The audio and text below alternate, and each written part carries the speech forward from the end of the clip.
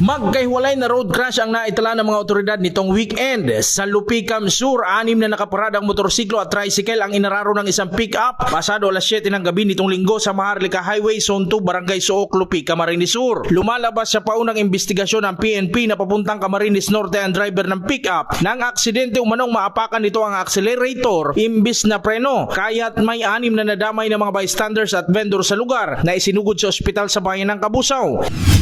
Sa parehong araw, pasado alas 4 ng hapon, sugatan din at isinugod sa ospital ang 3 pasahero at driver ng tricycle matapos mahagip sa likuran ng isang L300 ang kanilang sinasakyan sa Zone 3, Barangay Carolina, Naga City. Hindi po kaya pababang parte.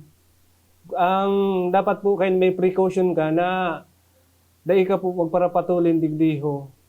Kaipuhan mo po digdiho ng sinasabing keep distance para ma-maintain po ang rayo sa sinusundan ng bihikulo para dahil tayo hindi mabangga. Ang force po kaya tapababa, dahil mo masyado makontrol. Kaya siguro inaabot kayong ban.